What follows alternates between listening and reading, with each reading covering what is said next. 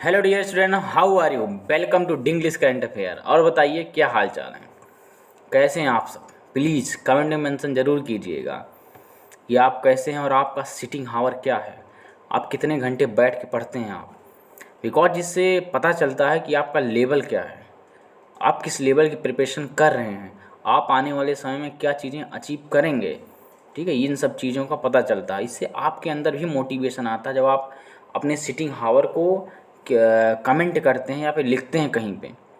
तो इससे आपके माइंड को पता चलता है कि हाँ मैं इतने घंटे पढ़ रहा हूँ। मतलब आपके अंदर से एक आवाज़ आएगी ना, क्या ट्रूथ है और क्या क्या डेयर है। मतलब आप सही बोल रहे हैं या फिर झूठ बोल रहे हैं। ठीक है, इस प्रोसेस से आप इस चीज़ को जानते हैं। सो हम शुरू करते हैं अपनी क्लास को। उससे पहले आपको हम आज का मोटिवेशन थॉट सुनाते हैं। ध्यान सुनिएगा।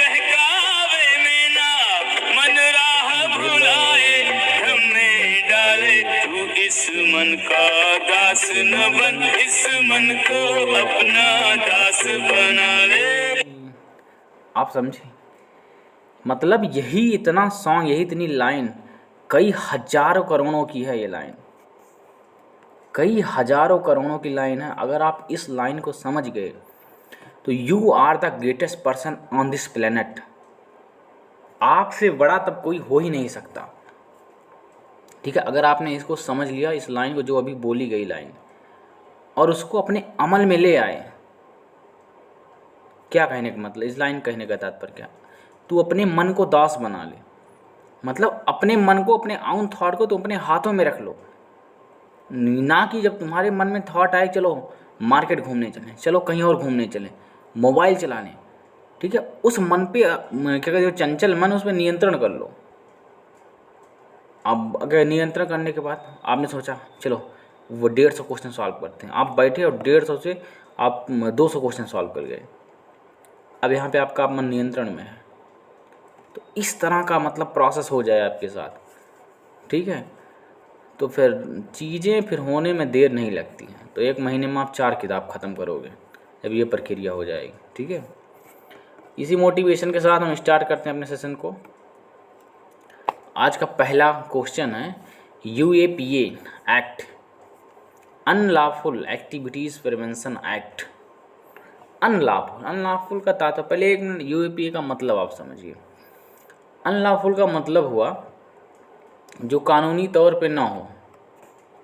ठीक है, जो क्या कहते हैं लीगल ना हो, जो लॉफुल तरीके से ना हो। किसके नज़रिए में? सेंट्रल गवर्नमेंट के नज़रिए में। एक मिनट, ठीक है, सेंट्रल गवर्नमेंट के नज़रिए में जो कानूनी तरीके से ना हो, ठीक है, वो है अनलॉफुल। ये एक्चुअली में है क्या, ये सेंट्रल गवर्नमेंट का बहुत बड़ा हथियार है। ठीक है, और इसी हथियार से सेंट्रल गवर्नमेंट पता नहीं कितने पार्टियों को और पूरी कंट्री को अपने नियंत्रण में रखती है। इस लॉ का एक्चुअली में गठन इसलिए हुआ था कि जिससे जो टेररिस्ट एक्टिविटी है, ठीक है, और क्या कहते हैं जो अलग अलग गुट बनते हैं, क्या कहते हैं देश में विघटन करने के लिए, और क्या कहते हैं अलगाववाद की क्या कहते हैं अलगाववाद की पहेलियों को जन्म देने के लिए, उन सबको नियंत्रण में कैसे रखा जाए। तो उस समय क्या कहते हैं UAPA का जन्म हुआ था। ठीक है, तो ये एक्चुअली में ये लॉ जो है ब्रिटिश काल से चला आ रहा है। ठीक है, तो ब्रिटिश काल में क्या हुआ, जब हमारा क्या कहते हैं रेवोल्यूशन होने के लिए, मूवमेंट वगैरह होने लगे, तो उन चीज़ों पे कंट्रोल करने के लिए ब्रिटिश गवर्नमेंट ने इस तरह की एक्टिविटीज़, जैसे कि आप सेडिशन देखेंगे, सेडिशन एक्ट देखेंगे, ये UAPA हुआ। ठीक है, तो इन तरह के लॉ को उन्होंने एक्टिव किया। ठीक है, जिसे तुरंत पकड़ो और उसके ऊपर देशद्रोह का मुकदमा डालो और तुरंत उसको अंदर कर दो जेल के अंदर। ठीक है, तो इसमें खासियत क्या क्या है? इसमें खासियत ये है, अगर आपको पकड़ा जाता है UAPA के तहत, तो क्या कहते हैं आपको 180 डेज़ के लिए जेल में रखा जाएगा। और उसके बाद अगर कोर्ट का क्या कहते हैं कोर्ट का ऑर्डर मिलता है तो आपको और ज़्यादा दिन क्या कहते हैं रिमांड में रखा जा सकता है। ठीक है, और नॉन ऑफेंसिव बेल है ये। ठीक है, और क्या कहते हैं बाकी ये और जब तक सबूत न साबित हो जाए, मतलब कि हो न जाए साबित कि आप थे या नहीं थे, तब तक आप यहीं भी पड़े रह सकते हैं। तो ये मतलब बहुत ख़तरनाक कानून है, ठीक है। तो विपक्षी दलों का कहना ये है कि इसमें कुछ ऐसी प्रक्रिया होनी चाहिए कि जिससे ये कानून हल्का हो जाए, लाइट हो जाए। इस तरह लिखा गया। लाइट मतलब क्या हुआ कि जिससे जो सेंट्रल गवर्नमेंट है एक प्रकार से इस कानून के तहत अपने डिक्टेटरशिप को शो करती है, तो ये शो ना हो कि डिक्टेटरशिप प्रोसेस चल रहा है, ठीक है। और हम इसकी क्या कहते हैं कुछ देखिए, इसमें यूएपीए में है क्या, इसके प्रो भी हैं और इसके कॉन्स भी हैं, ठीक है। अब प्रो इस तरह है कि अगर मान लीजिए कंट्री में टेररिस्ट एक्टिविटीज़ हो रही हैं, ठीक है, अनलॉफुल एक्टिविटीज़ हो रही है, ठीक, कोई गुट बन रहा है, लाइक खालिस्तानी गुट बन रहा है या फिर कोई अदर गुट बन रहा है, ठीक है, तो इन सब पे नियंत्रण करने के लिए इसका होना जरूरी है। सुप्रीम कोर्ट में जब याचिका डाली गई तो सुप्रीम कोर्ट ने ये भी कहा कि अब जो इसकी सज़ा है उसको और ज़्यादा इंक्रीज़ भी कर देनी चाहिए, ठीक, क्योंकि अभी आज के समय में आप देख रहे हैं कि इस तरह की एक्टिविटी, तो टेक्नोलॉजी, जब से टेक्नोलॉजी आई है, टेक्नोलॉजी को हम दोष नहीं कहेंगे, लेकिन जब से टेक्नोलॉजी आई, स्मार्टफोन हुआ, सोशल मीडिया हुआ, तब से एक्टिविटीज़, टेररिस्ट एक्टिविटीज़ कुछ ज़्यादा ही इंक्रीज़ हो गई हैं। अगर उन पर कंट्रोल भी आया है तो वो चीज़ें इंक्रीज़ भी हो गई हैं। आप इस बात को समझिए टेक्नोलॉजी के आने से, ठीक है। तो इन सब चीज़ों पे साइबर क्राइम, देखिए साइबर क्राइम इस तरह एक्टिवेट हो गया है कि अब साइबर क्राइम चीज़ें होने के कारण जो फिजिकल एक्टिविटी है वो इंटरनल इनडॉल हो रही हैं, ठीक है। हम उनको क्या कहते हैं, बाहरी तरीके से देख नहीं पा रहे हैं, वो क्या बोलते हैं, साइलेंट बॉम्ब के तरीके से क्या कहते हैं इनरोल हो रही हैं, चीज़ें अचानक फटती हैं। जैसे मणिपुर हिंसा को ले लीजिए, या फिर क्या कहते हैं हरियाणा राइट्स हुआ, हरियाणा में ले लीजिए दंगे को, ठीक है। तो ये सब चीज़ें क्यों हो रही हैं, ये सब चीज़ें साइबर क्राइम का इसमें सबसे बहुत बड़ा योगदान है, सोशल मीडिया और साइबर क्राइम। तो इन सब चीज़ों को कंट्रोल करने के लिए यूएपीए का होना बहुत ही ज़्यादा ज़रूरी है, because with the help of UAPA government direct control, without any permission, without any suggestion, direct control कर सकती है उन सब चीज़ों पे। कंट्रोल करो, पकड़ो, घुसेड़ो डायरेक्ट जेल में। बात समझ में आई?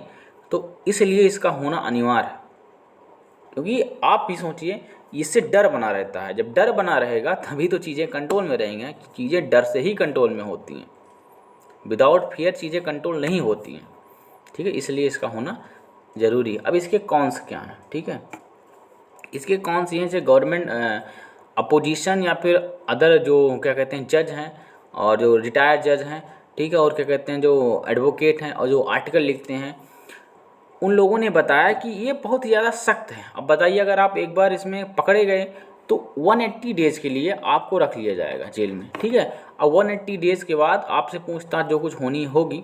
अब उसके बाद अगर क्या कहते हैं कोर्ट ऑर्डर देता, कोर्ट से ऑर्डर मिलता है, तो आपको और ज़्यादा दिनों तक रखा जा सकता है, नॉन ऑफेंसिव बेल्स है, ठीक है। तो इसमें ये गलत फहमी है। और उसके बाद किसी को पकड़ के अंदर डाल सकते हैं, ठीक है। अभी क्या कहते हैं वहाँ नागालैंड में नहीं, अरुणाचल प्रदेश में क्या हुआ, कुछ लोगों को पकड़ के जो टेररिस्ट नहीं थे, ठीक है, उनके ऊपर कुछ ऐसी मतलब न्यूज़ आई निकल के कि उनको पकड़ के जेल में रखा गया, ठीक है। तो काफ़ी दिनों तक वो टॉर्चर हुए हैं। तो इन जैसी चीज़ों की न्यूज़ आना ये हमारे लिए घातक हो सकती है, ठीक। ये इसके कौन से ये क्या कहते हैं इसके बुरे फैक्ट हैं। इस तरह नहीं होना चाहिए। अब क्या कहते हैं इसमें होना क्या चाहिए, अब गवर्नमेंट को, जो सेंट्रल गवर्नमेंट है, टाइट तो कर दी इसने, ठीक है, कई प्रक्रियाओं के द्वारा, कई कानूनों के द्वारा, कई क्या कहते हैं सज़ा के नियमों द्वारा इसको टाइट कर दिया गया है, लेकिन इसको इजी करना चाहिए, ठीक है। इजी इस तरह करना चाहिए कि अगर आप 180 दिन के लिए जेल में जाते हैं तो आपके पास ऑप्शन होना चाहिए कि इतना लंबा ट्रायल नहीं होना चाहिए 180 डेज़ का। इस क्या कहते हैं डेज़ को कम करना चाहिए, ठीक है, इसको कम करना चाहिए। और जिस पर्सन को अरेस्ट किया गया है, ठीक है, उसके पास ऑप्शन होना चाहिए कि वो क्या कहते हैं अपने जो भी उसके ऊपर क्या कहते हैं आरोप लगा हुआ है उसको प्रूव करने के लिए या फिर उससे खारिज होने के लिए उसके पास ऑप्शन होना चाहिए। ये प्रक्रिया होनी चाहिए ना, अन्यथा ये कानून वाकई में खतरनाक है, ठीक है, इससे साबित होता है। ये कहना है न्यूज़ आर्टिकल में, और क्या कहते हैं जो हमारे रिटायर्ड जज हैं उन सब का। तो ये प्रक्रिया है, ठीक है। क्योंकि कई एक्टिविटीज़ ऐसी आई हैं, मतलब जो निकल के आई न्यूज़ में कि कुछ पुलिसकर्मी या कुछ सिपाहियों ने बदतमीजी की है, ठीक है, आम नागरिक के साथ। तो कई ऐसी वारदातें हैं। वो क्या कहते हैं, अभी जल्दी में एक न्यूज़ आई थी, एक ट्रक में आई थिंक कुछ लोग बॉर्डर क्रॉस कर रहे थे, लेकिन वो आम नागरिक थे, तो उनके ऊपर गोली चलने की खबर आई, लगभग 20 से 25 लोग मर गए, ठीक है। तो ऐसी इन सब चीज़ों को देखते हुए लगता है कि इसमें थोड़ा इजी वे लेके आना चाहिए, जिससे थोड़ा कानून आसान हो जाए, ठीक है।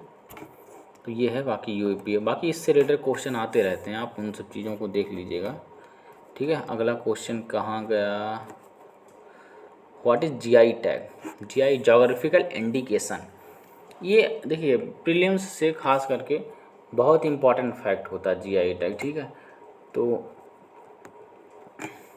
जोग्राफिकल इंडिकेशन एक्चुअली देखिए इसका मतलब ही निकल रहा है कि आप पार्टिकुलर जोग्राफिकल एरिया है, उस जोग्राफिकल एरिया का कोई इंडिकेशन। अब इंडिकेशन मतलब क्या, या तो वहाँ कोई ऐसा फल हो रहा है, या तो क्या कहते हैं कोई फसल हो रही है, ठीक है, या फिर कोई अदर लोकेशन है, ठीक है, उसके प्रति जहाँ पे टूरिज्म बहुत ज़्यादा बढ़ रहा है। तो जोग्राफिकल इंडिकेशन का मतलब ये हुआ, ठीक है। तो अभी न्यूज़ में निकला है कि क्या राजस्थान और उड़ीसा और 2-3 जगह के और क्या कहते हैं फलों को टैग मिला है, ठीक है, और बीकानेर। तो ये आप पढ़ लीजिएगा न्यूज़ में। तो इसका हम अभी यहाँ समझाते हैं कि जोग्राफिकल इंडिकेशन का दिया जाना कैसे खास होता है आपके लिए, ठीक है। जैसे मान लीजिए आपके यहाँ कोई आम का पेड़ है, ठीक है, खास प्रकार का आम है, तो उसको अगर जोग्राफिकल इंडिकेशन मिल जाता तो उसकी वरीयता जो है, उसकी खासियत जो है, वर्ल्ड की जो वेबसाइट है यूनेस्को और क्या कहते हैं मतलब ग्लोबल लेवल पे आ जाती है। जब चीज़ें ग्लोबल लेवल पे आ जाती हैं तो एक्चुअली में उनकी डिमांड बढ़ जाती है। जब चीज़ें ग्लोबल पे आई उनकी डिमांड बढ़ गई, डिमांड बढ़ने से क्या सप्लाई होना नेसेसरी हो जाती है, ठीक है। इससे क्या होता है, इससे एक्सपोर्ट बढ़ जाता है, एक्सपोर्ट बढ़ जाता है, एक्सपोर्ट बढ़ने के कारण क्या होता है, इनकम आने लगती है, ठीक है। तो जोग्राफिकल इंडिकेशन का हमारी इकोनॉमी के ऊपर बहुत बड़ा इफेक्ट पड़ता है, ठीक है। मान लीजिए आपके बगीचे में जितने भी फल हैं सबको जोग्राफिकल इंडिकेशन मिल जाए आपके एरिया में, तो उसकी डिमांड वर्ल्ड लेवल पे काफ़ी हद तक इंक्रीज़ हो जाती है।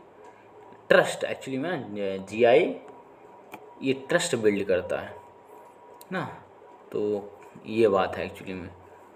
तो इससे पार्टिकुलर एरिया की जो थिंग्स हैं, प्रोडक्ट हैं, उसकी ग्रोथ होने लगती है, इसलिए जीआई इम्पॉर्टेंट है, ठीक है। और ये नेक्स्ट क्वेश्चन है, रोहिणी जस्टिस कमेटी, ये पूरी कमेटी ओबीसी के ऊपर है, ओबीसी रिजर्वेशन 27%, ठीक है।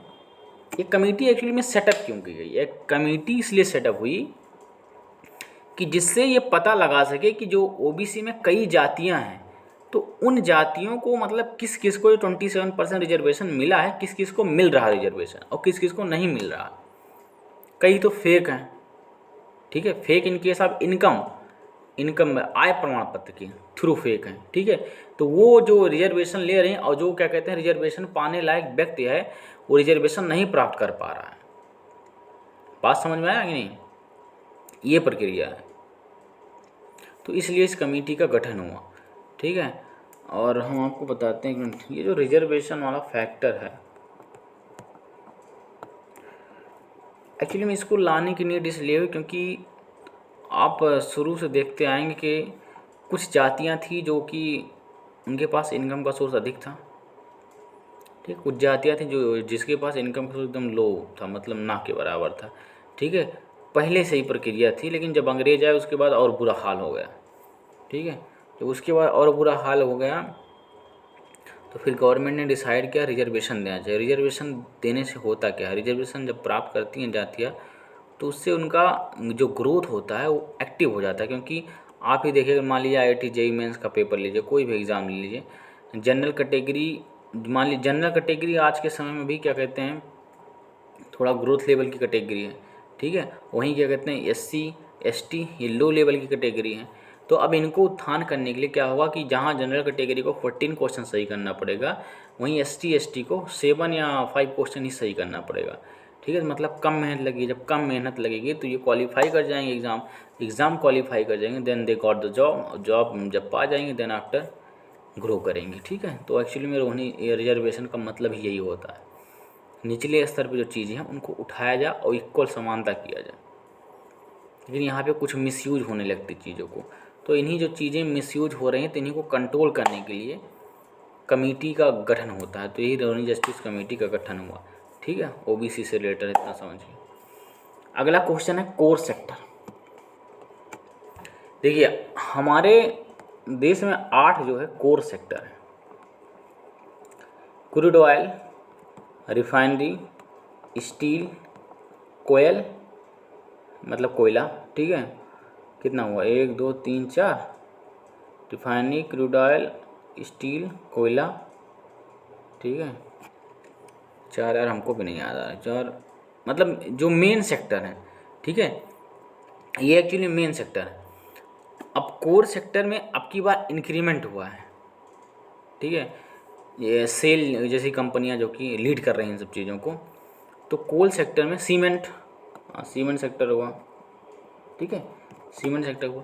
तो ये सब क्या कर रहे हैं, लीड कर रहे हैं। किसको लीड कर रहे हैं, ये देश की जीडीपी को लीड कर रहे हैं। ठीक है, ये इनका देश की जीडीपी में बहुत बड़ा योगदान, क्योंकि इन्हीं के डाउन होने से या अपर साइड में जाने से देश की जीडीपी में फ़र्क पड़ता है, क्योंकि ये हमारे मेन फैक्टर हैं। जब इसमें क्या कहते हैं कोई कमी आती है या फिर कोई अप थ्रेट्स देखने को मिलता है या फिर ग्रोथ देखने को मिलता है, देन आफ्टर क्या होता है, और जो बाकी अदर प्रोडक्ट बनाने वाली कंपनियां या फिर अदर जो सेक्टर हैं, ठीक है, सर्विस सेक्टर हुआ और ट्रेजरी सेक्टर, कॉइनरी सेक्टर हुआ, ठीक है, प्राइमरी सेक्टर हुआ, तो इन सब चीज़ों पे इनके कारण से इफेक्ट पड़ने लगता है। बात समझ में आए? तो जो 8 कोर सेक्टर ये बहुत इंपॉर्टेंट कोर सेक्टर हमारे लिए। एक्चुअली में backbone of Indian economy in case of this. किसी भी कंट्री लगभग आज के समय वही है, लेकिन कई कंट्रियों का अलग अलग प्रॉस्पेक्टिव है ना जीने का। किसी में सर्विस सेक्टर, सिंगापुर को ले लीजिए, दे आर डिफरेंट इकोनॉमी है, और जापान को ले लीजिए, दे हैव डिफरेंट इकोनॉमी। ठीक है, सबकी अलग अलग क्या कहते हैं खासियत होती है लिविंग स्टैंडर्ड को लेकर। तो हमारी लेकिन 8 कोर सेक्टर हैं, दिस इज और लिविंग स्टैंडर्ड। ठीक है, तो ये जब ग्रो करेंगे तो उसी हिसाब से हम भी ग्रो करेंगे। बात समझ में आ गई? क्योंकि अभी देख क्रूड ऑयल आया, अब अगर तेल नहीं आएगा, तेल में जिस प्रकार से उछाल आएगा और क्या कहते हैं गिरावट आएगी, उसी हिसाब से ट्रांसपोर्टेशन पे असर पड़ेगा। जिस प्रकार से ट्रांसपोर्टेशन पे असर पड़ेगा देन आफ्टर हमारी महंगाई भी क्या कहते हैं इन्फ्लेशन भी इंक्रीज और डिक्रीज होगी। सब्जियों के दाम घटेंगे बढ़ेंगे, टमाटर आप देख रहे हैं वो due to this core sector के कारण हुआ है। ठीक है, अदर प्रोडक्ट पे इसी तरह से फ़र्क पड़ेगा। ओके, अब आगे आते हैं मनरेगा। इसको देखिए सन 2005 ये चीज़ आप फोकस करिएगा, स्टार्ट हुआ था। ठीक है, अभी क्या है मनरेगा में लगभग मतलब कई कितने 6.5 लाख आसपास फेक यूजर इसमें मिले हैं। ठीक है, 6.5 के आसपास, आई थिंक ज़्यादा ही है इससे। तो मनरेगा का हमारे क्या कहते हैं इंडियन इकोनॉमी आप कह सकते हैं रूरल इकोनॉमी में बहुत बड़ा योगदान है। ये बहुत बड़ा योगदान एक्चुअली में, क्योंकि 100 डेज़ का गारंटी वर्क क्या कहते हैं पूरी वर्ल्ड में इस लेवल का कोई प्रोग्राम चलता नहीं है जिस लेवल का ये मनरेगा का प्रोग्राम चलता है। ठीक है, ये 100 डेज़ का वर्क आपको प्रोवाइड करवाती है और विद इन 15 डेज़ के अंदर आपको वर्क दिया जाएगा अगर आप मांगने जाएंगे वर्क। ठीक है, अनस्किल्ड वर्क प्रोवाइड करवाता आपको भी पता हो, आपके भी गांव वगैरह में होता होगा। ठीक है, तो अभी आर्टिकल ये एक्चुअली मेंशन किया है जो अर्बन एरियाज़ हैं उनमें क्या कहते हैं मनरेगा का जो वर्क प्रोसेस है वो कम देखने को मिल रहा है अकॉर्डिंग, अगर परसेंटेज की बात करें रूरल में। ठीक है, तो क्या कहते हैं, लेकिन अब उसके बाद समस्या इसलिए आई है, इस आर्टिकल लिखने का तात्पर्य यही है कि जो गांव के रूरल के लोग हैं वो एक्चुअली में अर्बन एरिया में आ रहे हैं। तो अर्बन एरिया में पॉपुलेशन ज़्यादा हो रही है, पॉपुलेशन ग्रो कर रही है, तो इसलिए अर्बन एरिया में भी इसकी नीड अब दिखाई देने लगी है, गांव से अधिक दिखाई देने लगी। ठीक है, और उसमें दूसरा सबसे बड़ा प्रॉब्लम है फेक कार्ड वाला। इतने अधिक फेक कार्ड बन गए हैं, और फेक कार्ड बनने की वजह से क्या कहते हैं जो वाकई में जिसको पैसा चाहिए इसके थ्रू, जो वर्क कर रहा है वो पैसा नहीं पा रहा, उसको आधा ही पेमेंट दिया जा रहा, बाकी आधा कोई घर बैठे वो अपना उठा रहा फेक कार्ड के कारण से।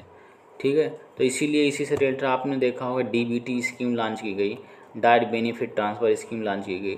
ठीक है, क्या कहते हैं, अब डायरेक्ट जो है कस्टमर के अकाउंट में पैसा ट्रांसफ़र कर दिया जाएगा जैम के थ्रू। जैम मतलब जनधन आधार मॉनिटरिंग सिस्टम के तहत। ठीक है, इसको जैम ट्रिनिटी बोलते हैं। तो इसके थ्रू गवर्नमेंट डायरेक्ट क्या कहते हैं जो वर्कर रहेगा उसके अकाउंट में पैसा ट्रांसफ़र कर देगा।